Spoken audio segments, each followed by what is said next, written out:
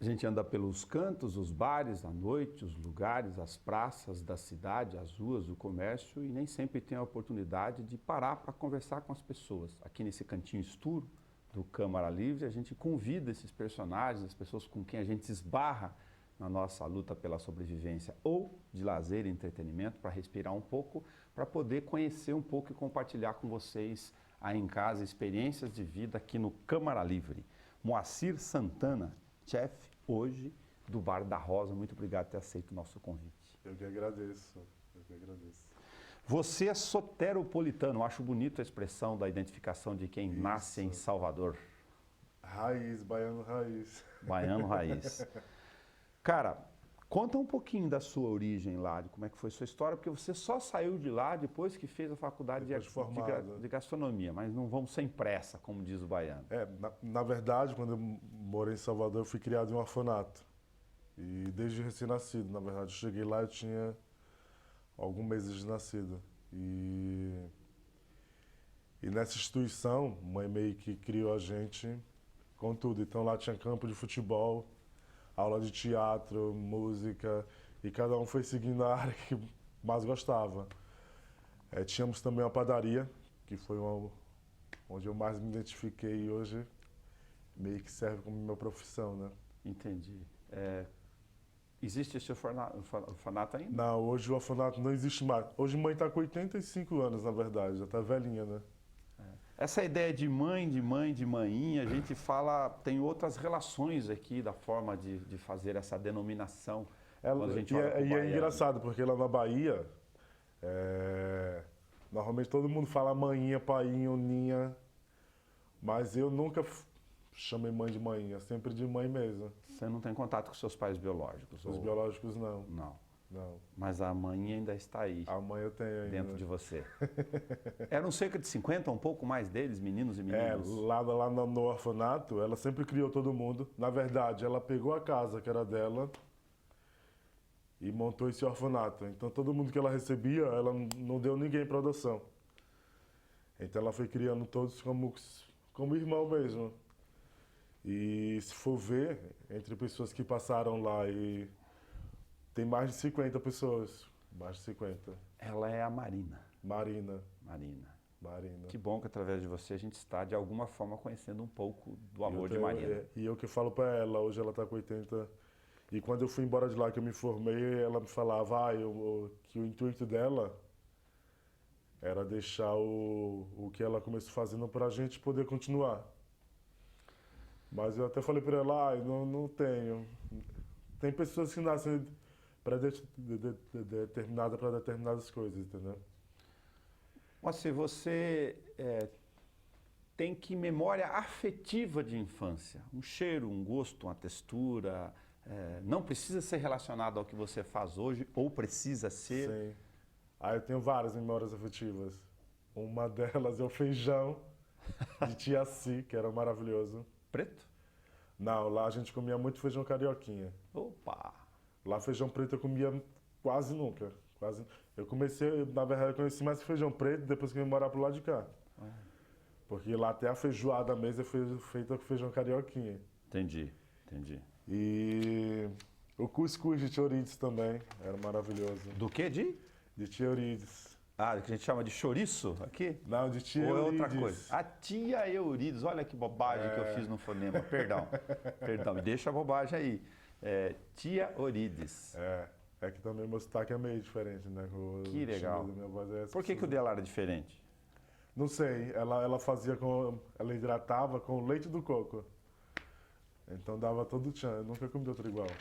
Você contou pra gente que o fato de no orfanato, onde você passou a infância, adolescência, enfim, estudava, brincava e era feliz lá com os meninos e meninas da dona Marina, que a padaria é que te trouxe mais perto do que você faz hoje? Sim.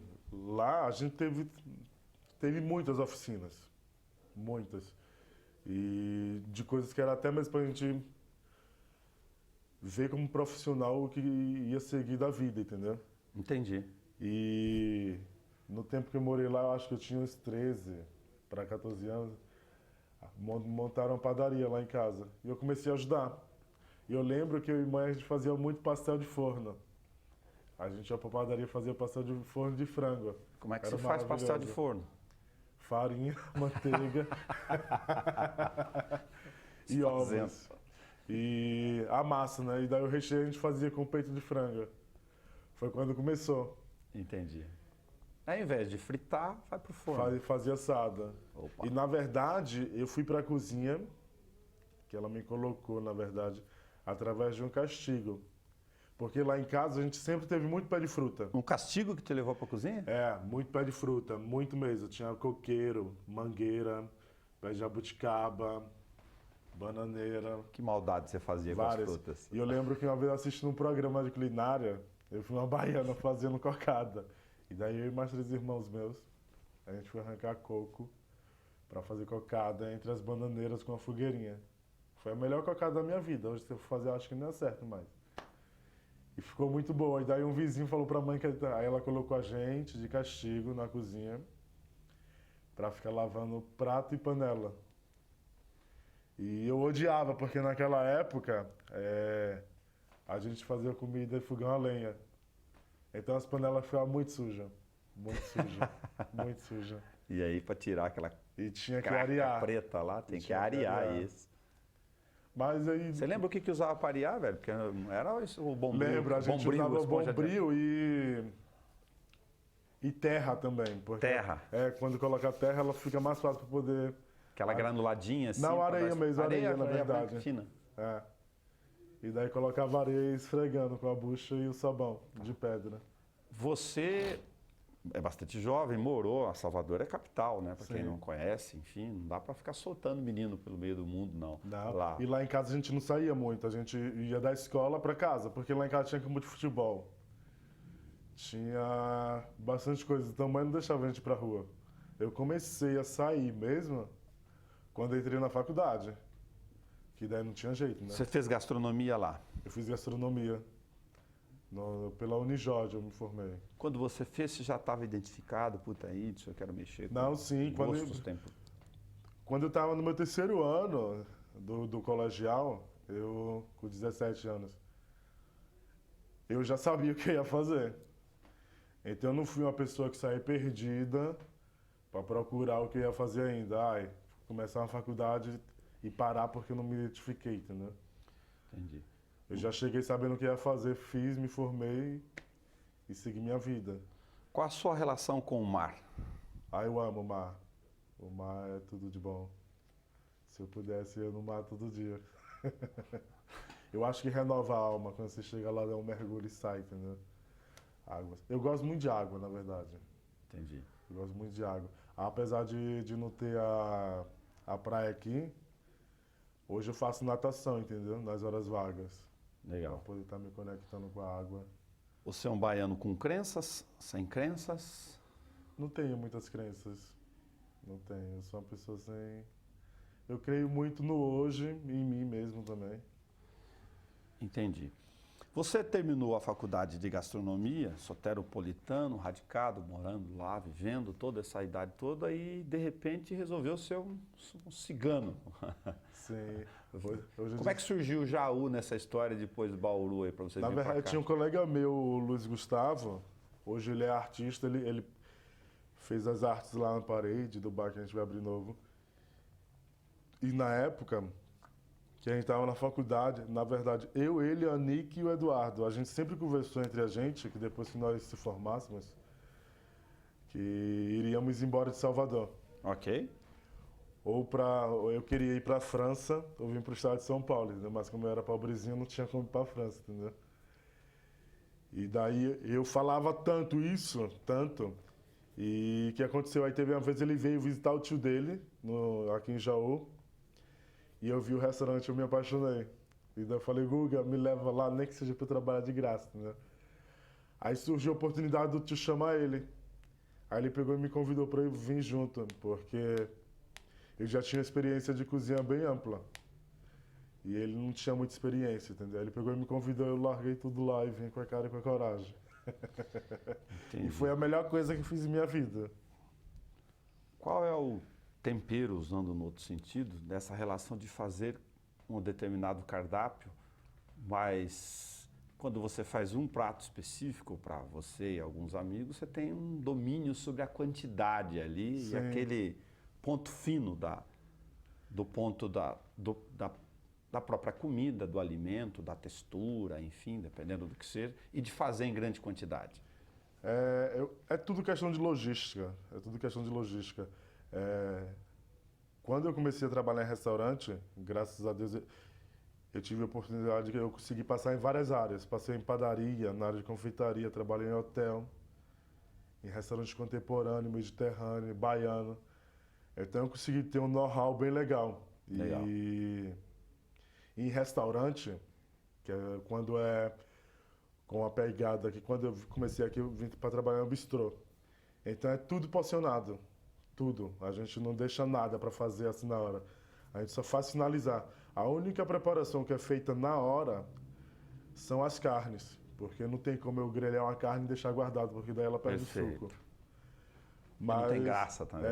Mas no restante a gente chega antes, faz todo o pré-preparo, porciona tudo, até mesmo para poder tentar seguir um padrão, né?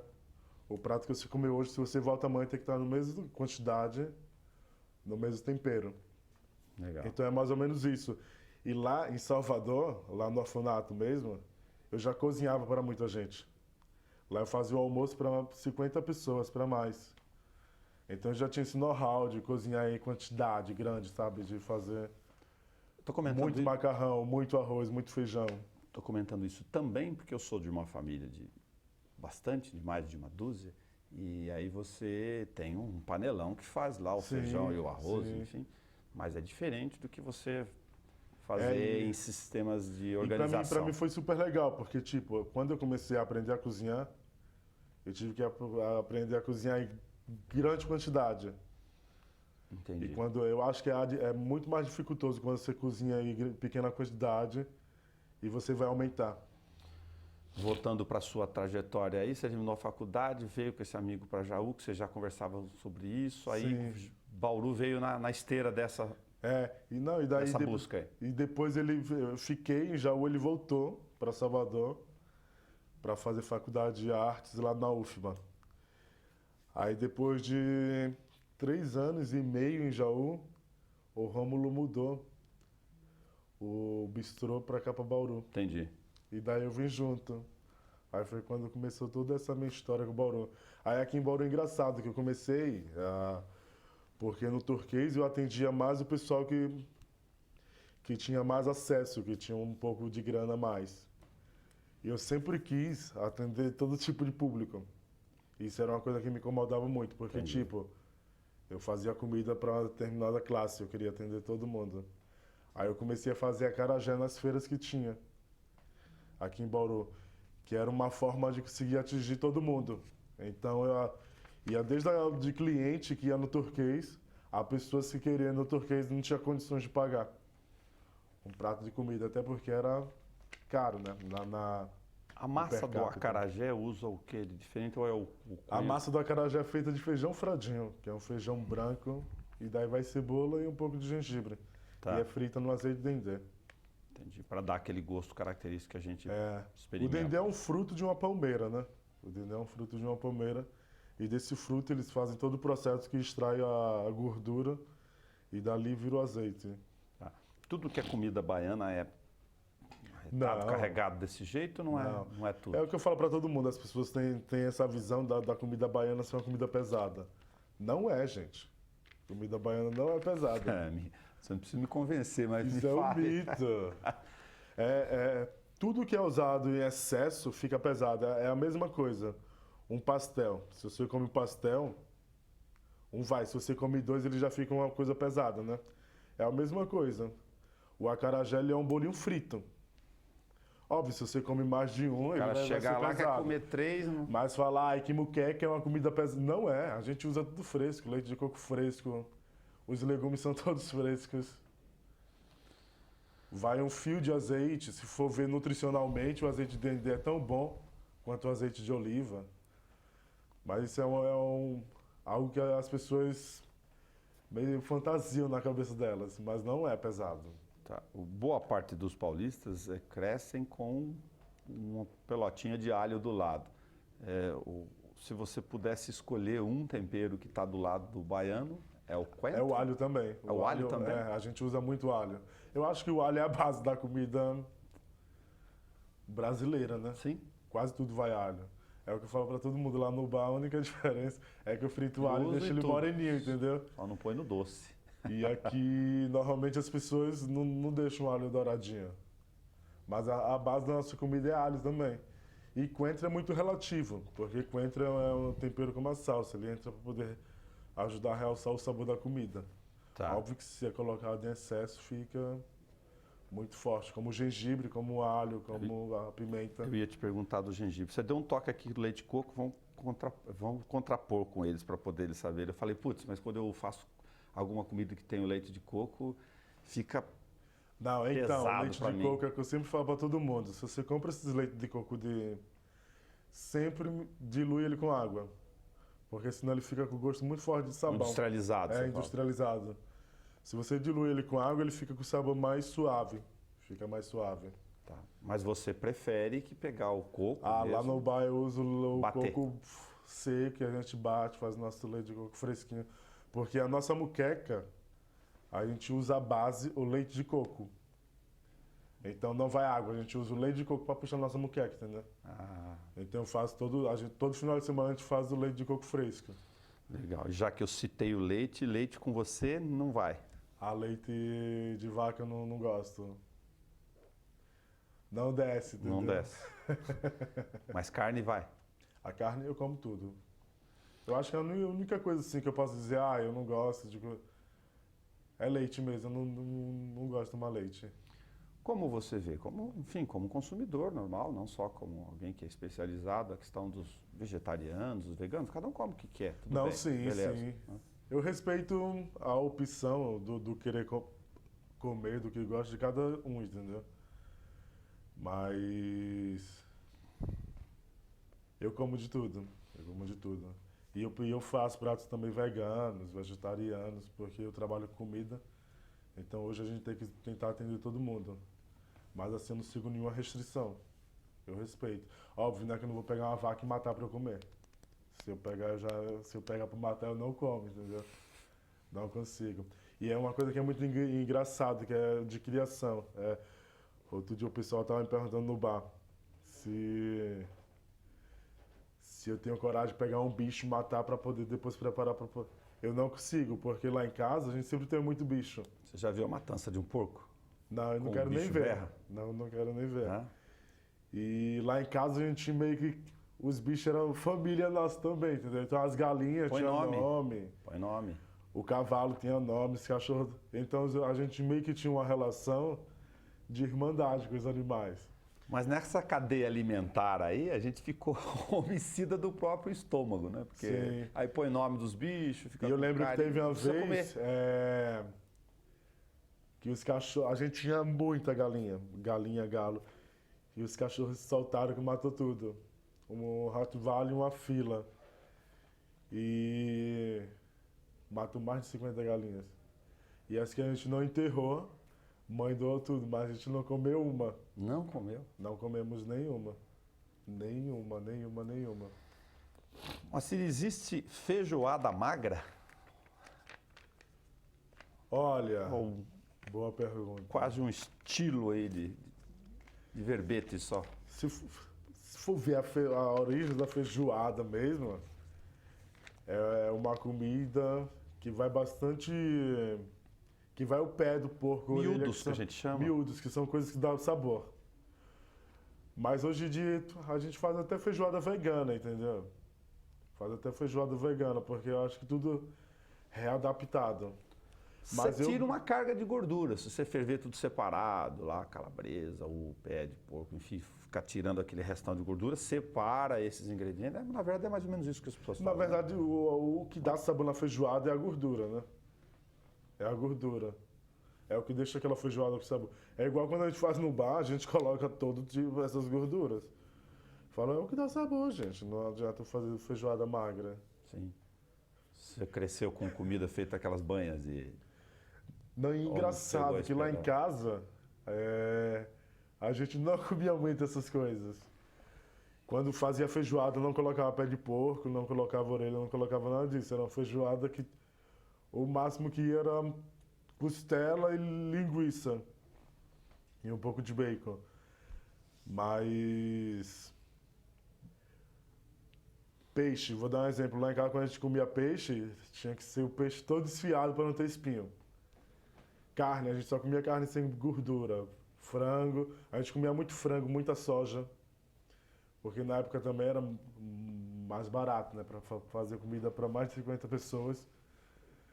Então era o que ficava mais em conta. E como a gente se recebia muita doação, então às vezes a soja era o que saía muito mais barata. E eu amo soja também. Eu amo soja.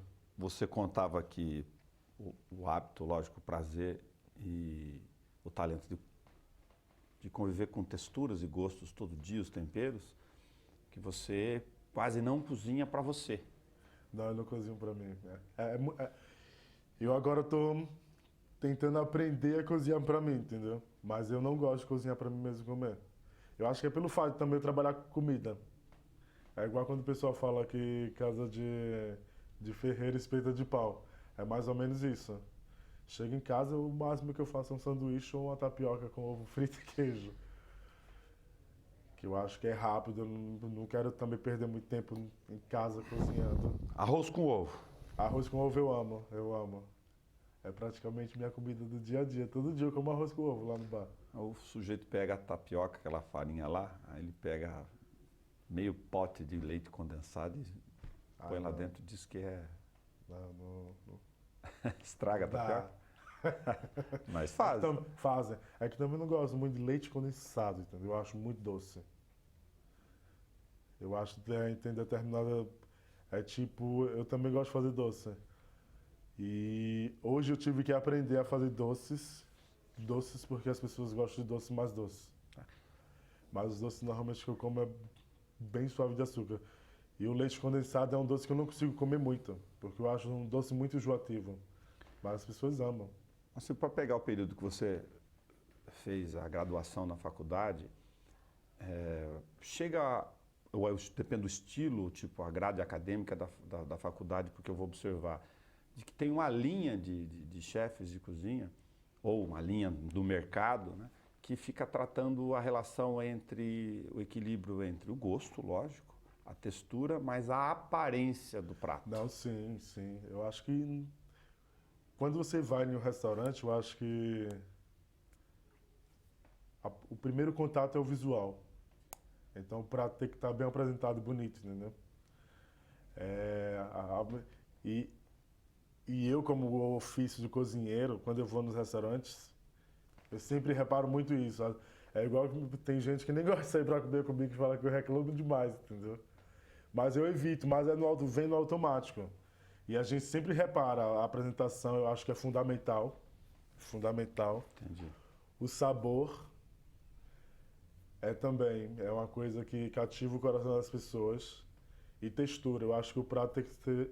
São os 3 elementos essenciais para um resultado final maravilhoso, entendeu?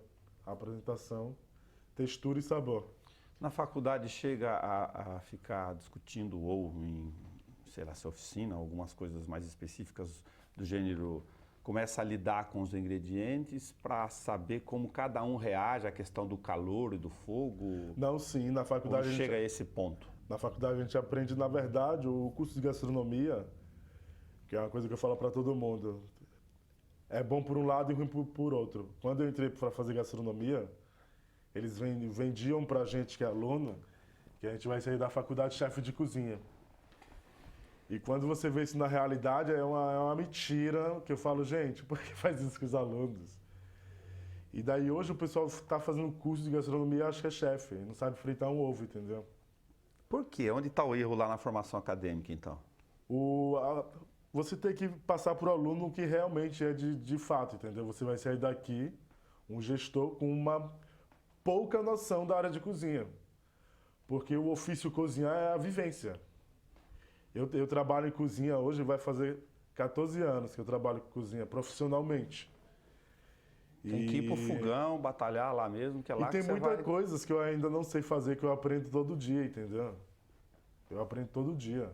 Então a gente sai com a noção da parte de gestão de cozinha. Óbvio que a gente aprende a base de cozinhas clássicas, que é outro erro também que eu acho que eles dão mais base de cozinha internacional do que brasileira. É igual você A gente vai é nas tão faculdades bom hoje, conteúdos aqui. dá um polvilho azedo e manda um aluno fazer uma tapioca para ver quem acerta. Ninguém acerta, mas se você falar e faz um risoto, todo mundo faz, entendeu? É isso que me deixa indignado. Eu falo, gente, como assim? A gente é bom no trem, mas não Vamos ensina. fazer o que é nosso também, entendeu? E se você for ver, o Brasil é muito amplo, tem uma gastronomia rica. E é muito engraçado, porque eu sempre procuro viajar. E quando eu vou para fora do Brasil, que eu falo que eu sou brasileiro e que trabalho com cozinha, nossa, a galera me trata super bem.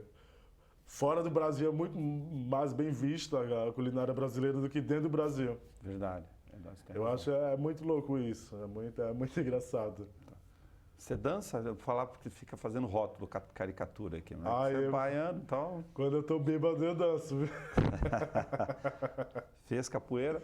Eu fiz capoeira na minha infância. Joguei capoeira até uns 12, 13 anos eu jogava capoeira. Eu ainda sei fazer um gingado.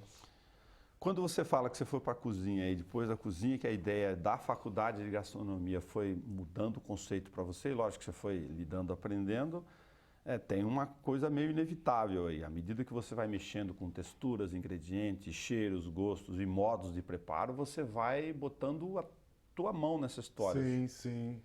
Fala, poxa, esse negócio aqui deu certo. Não, e cozinha é muito isso. A base Às vezes é experimento mesmo. é experimento. É o que eu falo para todo mundo. A base é a mesma. Tanto para fazer a culinária francesa, brasileira, italiana. A base é a mesma, se você for ver na real. Do tempo de cocção. E daí vai de você colocar um ingrediente ou outro, entendeu? De fazer experimentos. De trabalhar a textura. Eu gosto, não sei nada de cozinha, tá? Eu sou um apreciador só. Muito da questão dos contrastes. Eu vou falar um muito básico aqui. Você pega a goiabada, o queijo, mais um outro. A manga, que as pessoas vão falar, pô, mas pô, manga é dentro da salada, aí eu vou enfiar a rúcula lá para você ver o ardidinho. Fica muito gostoso. Essas coisas de trabalhar os extremos na cozinha, eu acho muito interessante. Não, sim, isso é legal, é legal. Às vezes as pessoas têm medo de fazer misturas por achar que não vai dar certo. É o que eu falo para todo mundo. Dentro da cozinha hoje tem o cozinheiro, que é o poeta e o caçador. O poeta é aquele que vê uma cenoura e imagina várias possibilidades com aquela cenoura. E o caçador é aquele que pega a cenoura e só consegue fazer ela cozida com uma textura e não pensa em outras possibilidades de fazer com a cenoura, entendeu? Qual a sua relação com a pimenta? Eu amo pimenta. Mas também na cozinha? Sim, eu uso bastante pimenta. Hoje eu uso mais com moderação, né? Mais por causa do paladar das pessoas. Mas assim, eu sempre tento colocar um toque de pimenta nas minhas comidas. Porque tudo tem que ser usado com parcimônia também, entendeu? Acho que a pimenta ela ajuda a realçar determinados tipos de pratos. Tem no vasinho de casa, tinha um corredor disperso. Comprei 6 caixinhas de madeira e fiquei colocando lá manjericão, cebolinha, embaixo os do chá. Hortelã, Sim. enfim, erva doce, para poder ter perto a própria planta. Dá trabalho, você usa, tem que Não dá muito substituir. trabalho que dá é molhar. Dá porque eu sou preguiçoso. Eu gosto muito de planta. Eu acho que pelo fato também de ter criado em um ambiente que tinha muita árvore, muita fruta. Então na minha casa eu tenho várias plantas. E eu tinha montado também uma hortinha, mas que não vingou muito. A única coisa que vingou foi a minha cebolinha. Tenho cebolinha em casa, na frente da janela. Mas eu sempre tento plantar alecrim, tomilho, manjericão. Porque é muito complicado, né? Porque minha varanda também bate muito sol Entendi. em determinado horário. E isso também acaba, né? Então a planta ela precisa de muito sol também e bastante terra bem molhada. Você comentou uma coisa como a gente às vezes rotula mesmo, né? Uma simbologia que você começou, veio para cá relacionada à questão do bistrô. Bistrô na palavra, na cabeça de muita gente está ligado ainda à comida sofisticada ou mais cara. É porque bistrô é francês, né? Então, nesse restaurante, eu tentava fazer uma comida francesa, porque eu tenho formação em gastronomia, então eu conheço das bases. Mas eu fazia uma comida francesa meio que contemporânea. Então, eu pegava o confit de pato, que é um prato típico da culinária francesa, e trazia uma crosta de amendoim, que é um ingrediente super brasileiro, que a gente come muito na Bahia. Então, eu colocava amendoim com a textura de uma forma diferente, entendeu? E era super legal. Outra coisa também que eu fazia, o queijo brie. Eu empanava ele na farinha de tapioca, entendeu? E servia com uma geleia apimentada. Putz. Aí, ó, já fez o contraste. Então eu sempre também. tentava trazer esse contraste, também trazer a minha identidade também. Entendi. Eu acho que isso é mais legal. E que é o mais difícil da pessoa depois que ela se forma em gastronomia. Encontrar a sua identidade dentro da cozinha. Muito bom. Eu acho, porque eu acho tudo na vida, né? É igual com a música. Você tem que ter uma identidade com a música. É igual mandar um sertanejo, cantar um axé, não rola. Ele canta bem de sertanejo, não axé. É a mesma coisa um baiano, toca bem música. Como você falou que é isso por uma questão pessoal sua, profissional, você também queria fazer prato para todas as classes sociais, você foi Sim. buscando essa história dentro de você. Sim, a minha chegada no Bar da Rosa foi maravilhosa, porque quando eu comecei aqui em Bauru, eu sempre trabalhei em lugares que atendiam a classe B e a classe A. A classe C nunca teve acesso. Sim. Então, quando eu tive o convite do Beck, da Paty, para entrar de sócio no Bar da Rosa, foi maravilhoso, porque eu já estava com esse intuito de montar uma moquecaria aqui em Bauru. Entendi. Que era uma coisa que não tinha e que eu achava que ia bombar. E hoje está o maior sucesso o Bar da Rosa, né? Sim. Lá a muqueca é em um dia específico? É, lá a muqueca eu faço de sábado, domingo e feriado, pelo seguinte motivo. A gente tem que trabalhar com peixe e camarão. O meu peixe e meu camarão vem de Ribeirão Preto. Que peixe você usa? Eu uso peixes variados. Eu já usei o uritinga, que é um peixe amazônico, o aruanã também. O pescada amarela, que é um peixe de mar. Já usei o cambucu, que é um peixe de mar. Então eu vou trabalhando com o peixe que está na sua estação. Desculpa a ignorância. Tem algum tipo de peixe que não vai bem para a muqueca ou que particularmente você não gosta ou não? Não, tem determinado tipo de peixe, eu acho que todo peixe vai bem, mas tem determinados tipos de peixe que eu não gosto de usar. Tá. Mas pela questão de textura e de sabor também. Um dos peixes que eu não gosto de usar, mas que muita gente usa, é o pintado. Entendi. Eu não gosto muito de usar pintado, porque eu acho que ele tem um sabor muito barroso, entendeu? Já vi no cação, O cação também. linguado, pô. O cação eu não gosto de usar também muito. Cara, eu não achava nada de espinafre, te comentar uma coisa particular aqui. Até que o cara fez um espinafre num alho quente, numa cozinha em Salvador, com linguado, ele trouxe na hora. Aí ele falou, nunca mais deixei de gostar. Não, é engraçado, porque tem... Lá no Bar da Rosa também foi um aprendizado para mim, porque vou dar o coentro. Muita gente diz que não gosta de coentro, sem nem conhecer coentro, sem nunca ter visto coentro, sem nunca experimentar. E daí eu falo, gente, vocês tem que ser aberto ao novo. Você está falando que não gosta de algo sem nunca comer? Porque existe... É a mesma essa imagem que muita gente fala do nordestino que é preguiçoso. Que aqui em São Paulo todo mundo fala que o baiano é preguiçoso, né? Mas o baiano trabalha pra cacete. O baiano não é preguiçoso. Eu falo já por mim, entendeu? Muitos baianos que a gente encontra por aí. Então é meio que uma coisa que a galera coloca na cabeça e que adota, que eu falo, não é assim não, amor. Rotulou, dançou, Rotulou, que a gente dançou. falou agora há pouco. Moacir Santana, muito obrigado, cara, por você ter vindo aqui, como eu disse no início, para a gente poder compartilhar com quem está no Eu que agradeço, na é TV, maravilhoso esse mas bate-papo, poder bater um é papo incrível. Super solto prazer. aqui, sem cheiro. Falar sobre comida, sobre bar e sobre... É sempre maravilhoso. Muito obrigado e um beijo na mãe Marina. Eu vou para Salvador agora, adorei. Um beijão nela. Mês que vem eu tô lá visitando. Na brincadeira de infância no orfanato, que podia ser, no imaginário da mãe Marina, um castigo, na verdade era uma alça para os cheiros do mundo. Moacir Santana. Obrigado por ter vindo aqui. Até o nosso próximo Câmara Livre.